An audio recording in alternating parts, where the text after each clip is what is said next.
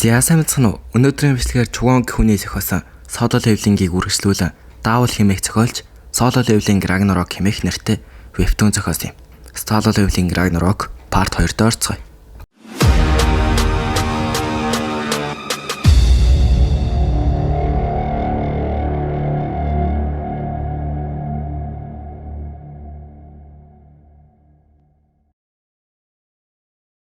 Өмнөх бичлэгтэр суухан нэг гарын нүүрэн дээр нь дэвсээ дуустдаг. Тэрнээс шаарэ. Суухан өөрийн мэдлгүй хөдөлснөө анзаараад сүүдрээ гялс гаргаад сүүдрээрээ маск хийгээд өмсчихдэг. Дий зэрэглээ ангуучнаар дайрахад суухан гаргаад буцаага зүрүүлээ зогсон. Нэгийг нь нисгсэн салхинд нь нэг нь хийчихдэг юм. Суухан өсрээл агаар дээр Гожогийн плөвтийн торнодо кикийг хийгээл хоёрыг нь тайквондогоор өшгөлөөд унгаачж байгаа. Дараа нь ангууч нарыг хүлээд барьцаалагдсан хүмүүс нарыг сулладаг. Нэг хаалгыг онгойлгосон хүмүүс хордох газар байх нь тэр. Тэнд бас нэг чоны бэлтэргийг хорчихсан байна. Аратны хааны сэлэм соёо түүнийг Аратны хааны үр удам гэдгийг нь хэлнэ.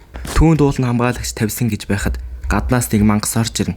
Тэр соёог хараад уулзалгийн уджээ. Соёо чамд байсан юм уу гэхэд соёо маш их уурслаад энэ нь Аратны раканы үрдээ тавьсан хамгаалагч Бороки гэдэг. Соёо чи Аратны хааны үр удмыг хамгаалах тушаал авснаа мартаагүй. Тэр юм болцоход байхад чи юу хийж байгаа юм гэд уурладаг. Суухан раканы үр удмыг барьж байсныг хараад урд нь маш хурдан гарч ирээд үр удмыг нь аваад суухаг хийстлэн зөгтөг. Суухаа зөгөлтийг нь гайхаал өдийг хүртэл мэдэрсэн зөгөлтүүдээс хамгийн хүчтэй нь байна гэхэд бээрүү хажууд нь хурж ирээд түүнээс Итармын хүч мэдэрэгдэж байгааг хэлдэг. Тэгсэн нөгөө Бороки үр удмын цусыг ууж байсныг мэднэ. Үр удмынхын цус нь амин дэмэллэх гэсэн үг. Энэ үед нь бээрүү газ үр удмыг нь авчихдаг. Суугаа түүнтэй тулдах гэж байхад суугаа төлүүлсэд бид ч бас туслая гэхэд шууд Бороки очиод идчихдэг. Суугаа түүнийг нь хараа маш их уурлаа. Бороки рүү дайрна. Бороки дайралтыг нь хаагаад аваач итгэхэд суугаа хана очиж мөргөлгүй. Тогтоход үргэлжлүүлэн Бороки дайраа. Суугаа дээш үсрэн болтоо. Үргэлжлүүлэн тэд тулдна. Бороки газар гараа зоож чулуунууд суугаа руу нисгэнэ. Гэтэл суугаа дээрээс нь гарч ирээ. Шуурганы завчилтаа ихэд чадах зүйл чинь өрдөөл инүү гэж дооглоход суухан өдөртөгчийн гарыг ашиглан ардаас нь соёог зооно. Үргэлжлүүлэн соёог эргэлдүүлэхэд тэр соёог барьж аван газар авч саван бугалах нь тэр. Суухан соёо цаанаа зовход хажуудлаас нь Бороки орж ирэн илэгдэхэд суухан өвдөлтөө дисэн сүүдрээрээ бэлигээ хийн. Сая илэгдүүлсэн аривгаа өгөн зөрүүлэн илэгтэн Борокитэй нүцгэн гараараа ан ман үзэлцэн. Хугарсан соёо өгөхийн хавмын үлдсэн бүх маанаага удамд нь өгдөг. Суухан зохиолон хол шидэгдэн 21-ийг ч бидээ үлдчихсэн яг алуулах гээд Бороки гэд дайрахад нөгөө үр удмын бэлтрэг нь арай ус өрөөд орчихсан хамаагүй хүчтэй болчихсон байдаг. Систем та соёогийн залгамжлагчийг хамтрагчаараа авах уу гэд суухаа тиймгээд тэр хоёрыг сонирн болоод удмынх нь өнгөрсөн харна. Уулын Бороки сайхан сэтгэлтэй зүгээр гайгүй байсан юм лээ. Нэг өдөр Итармынхын ирээд нүдэнд нь юм хийгээд тэрнээсээ шэйн болсаач. Одоо үдрэхэд систем даалгавар гаргаж ирэхэд тэр нь хаадын залгамжлагчдыг олж тэднийг хамтрагчаа болгож ав. Хамтрагч болсон хаадын залгамжлагчид 8-аас 1. Соёогийн залгамжлагчтай холбогдохтоос учир холбоо чадвар үүслээ гэд гэрэл цацраад эхлэхэн тэр. Юу гэж тэгээл хөвөрж байхад нь зүгээр хараад байж байхав.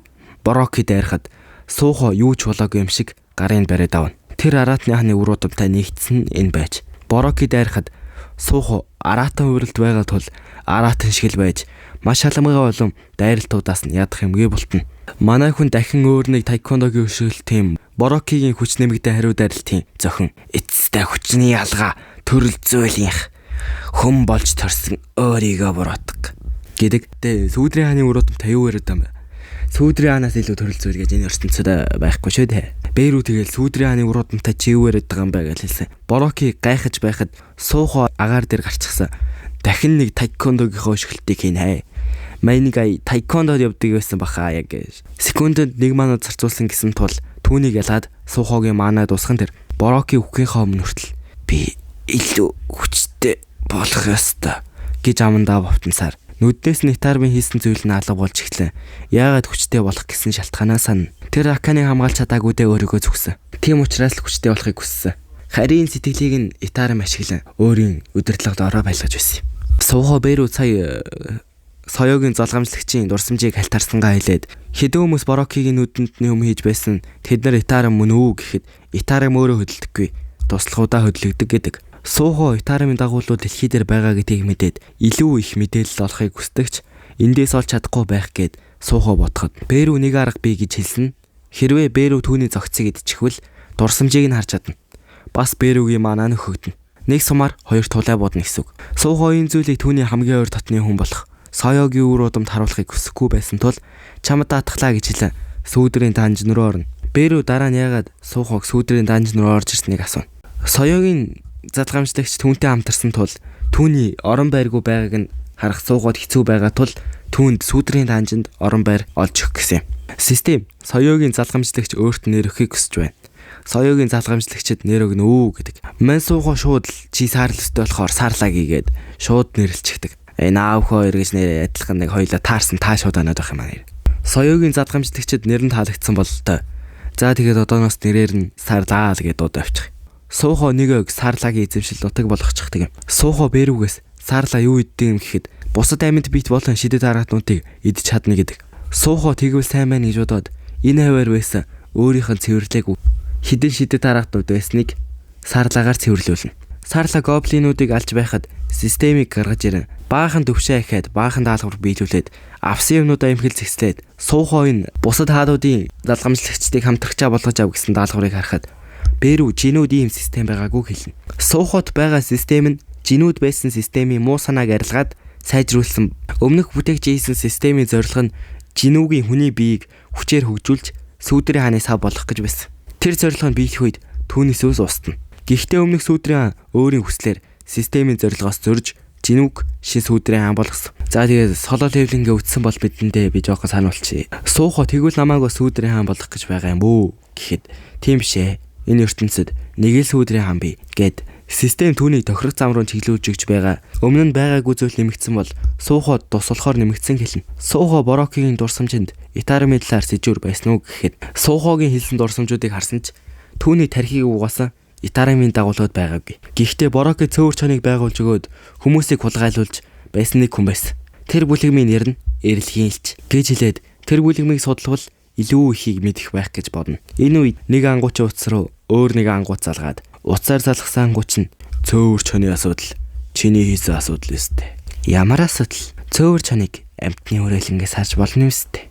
Нөгөө хүн ууртай өнгөйстөөр битгий ярианы сэдв өөрчлөөд бай. Ийм инсүн. Ярианы өнгөч таалагдахгүй байна шүү. Би чамайг цөөвөр чонтой тодорхойгүй ажилтай байсныг баталгааж болсон. Холбоо удахгүй чамайг шалгах болно. Холбоо намайг шалгаад яана гэж. Би үүсэх гэсэн байхад тэд нар яаж чадах юм? Би хуульчтай аваад ирэхэд тэд яаж чадахгүй. Ойлгосноо? Бүлэгмийн дэд удирдагч ийм инсүн. Хэд бардах хэрэггүй шүү. Хууль нь сулж. Холбооны захирал сул дорой биш шүү гэд. Уцаар залгсан юм тгий юу гэд ангууч бүр. Дайралтанд буюу даанжин дотор уцаар яриад байж байдیں۔ Яасан дураараа юм бэ? Ажил бол ажил, амьдрал бол амьдрал. Бороо ажил амьдралаа ялга. Бороо зааз ажил амьдралаа ялгах яах вэ? Анхаарлаа сулруулвал үхэж магадгүй газар бүр уцаар яриад. За яа. Нөгөө юм тгий юу ярьж дуусаа шууд л уцаа тасалж ийм инсүн эс зэрэгл болсон гэд бүр бие тоож байх шүү. Өмнө нь миний жолооч идэг байсан байж гээд. Ширээгээ шууд зөхөд манай Суухогийн талаар ярьдаг. Борокиг ялж цөөвөр чоныг устгасан нэгэн багтай залуу хүн байсан гэд амьд үлдсэний хүнээс нэрсэн мэдээлэл нэг. Тэгснэ за олж чадахгүй нэ хайгаад хэрэггүй гэд. Энэ л чухал гэд нэг бөмбөг гаргаж ирнэ. Энэ бол Эрэлхийн элч бүлэгмийн дэд удирдагч зэрэглэлийн ангууч ийм инсүү. Манай хайгаад байгаа нөгөө Эрэлхийн элч бүлэгмийн чин дэд удирдагч нь байх нь шүү дээ. Энэ нь ангуучийн өдөөгч од нутаг гэдэг юм байна л. Тэгснэ энэ бизнес хөлөө олчвал хинч намайг үлтээж чадахгүй гээл. Энэ унтг нь яг яадیں۔ За удахгүй гарах бах. Энэ хооронд цаарлаа гоблинуудыг алсан хэвээр. Бэрүүр саарлаад өөрөө нэр өгчихсэн. Гэр одоо бүгдийг нь юужилтэлгүй гэд. Гэр гэд нэр өгчөж тэгсэн саарлагийн алсан амьтдын 50% XP-ийн суугаад очдөг болчихлоо. Систем өдөр тутмын даалгавар гаргаж ирээд 100 гоблин, 10 арвтын дарга гоблин, 100-ийн дарга гоблин гал гэсэн байв. Суухо өөрөө цуглуулахад залхуурсан тул гоблинуудаа дууддаг эвэр бүрийг гаргаж ирээд үлээн. Гоблинууд ч гарч ирнэ. Байжээ. Нэг ам цагчглаа би усуучид өрөөдрөө. Та нар тулааны нь үдчихье.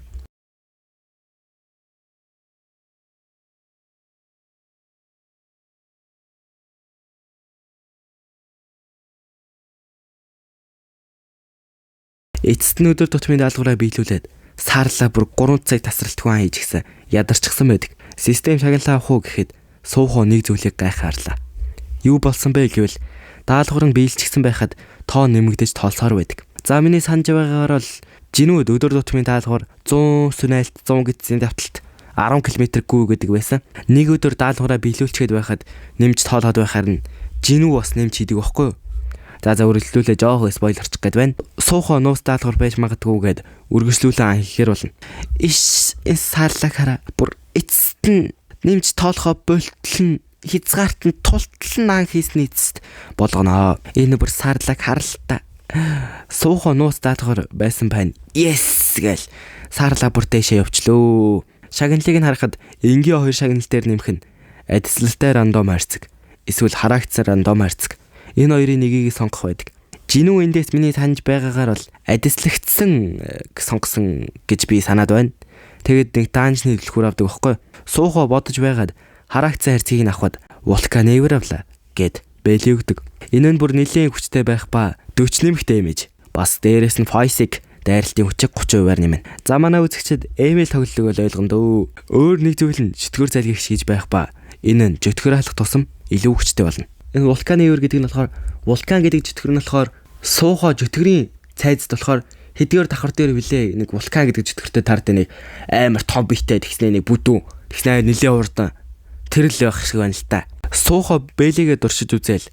Суухоо бол өөрөө файтер нүцгэн гараараа тулдах сонирхолтой. Тийм учраас сүүдрээрээ бэлий хийж тулдаг. Жинүү бол ассын өөрөө дагер буюу хүнийг хутгаар тулалдаг. Энэ харакцсан хайрцаг нь болохоор хэрэгтэй байгаа зүйлийг нөгөөдөг юм байлээ. Систем саарлагийн үнэмж байдал бишрлээс айдас руу шилжлээ гэд бэрүү саарлаг хязгааргүй хийхээдээ сүүдрэн цэрэг бишгээд тэд өнөөдөртөө амархаар болно. Маргааш нь суухоо эрэлгийн илч бүлгээ мөрдөх гэж байхад нөгөө ангийнх нь багш нь туслаарай гэж суухоо руу чаад бичнэ. Очиод үзэхэд багш нь данжин руу орох гэж байдаг. Тэгтэл цуглуулах багаас нэг ч хүн ирээгүй. Тийм учраас суухоог ажилуулах гэсэн юм. Суухоод хамгаалтын хувцас өгөөл. Яагаад хамгаалтын хувцас өгч байгаа вэ гэвэл дайралтын баг урд гарч мангасуудыг агнана. Цуглуулагч нар ардаас нь дагаж алдсан мангасуудыг авч явах ёстой. Харин малтагч нар аюулгүй газар шидийн чулуухан. Тийм учраас бэртэж магадгүй тул хамгаалтын хувцас өмсдөг. Дараа нь дайралтын баг нэрэл энд яагаад ийм цөөхөн хүн байгааг хэлээд энэ данж нь талбар төрлийн данж юм байна. Бас энэ данж нь нөгөө эрэлгийн элч бүлгэмийн эзэмшдэг данж. Эднэр ийшээ орох гэж эрэлгийн элч бүлгэмд их хэмжээний мөнгө төлсөн. Суухоо орохт нь тэднийг шинжлээл. Эднэрт гэтээ нэх амар гарууд биш байлээ шүү. 4 дид өвсний шидтэй ангууч. 4 дид өвсний файтер ангууч. 1 сид өвсний ангаагч. Суухоо орохдоо энэ данж эрэлгийн элч бүлгэмийн эзэмшдэг данж. Энэ бүхэн тохиолдол биш гэвэл гэхэд энэ дотор нь хэд хэвүү гарын нөхдөд нэг хүн юм уу магсыг шатаагаад байна. Нэг нь бол луу шиг л харагдаад байна. Суухоо ямар нэг аюултай зүйл болох гээд байгаа юм шиг санагдаад байна. Гэж хэлнэ. За юу л болох гээд байна да. За энэ үрээд бичлэг дуусч байна. Яг гоё хэсэг дээрээ дуусчихлаа л да. Дараагийн бичлэгээр уулзлаа. Түр баяртай.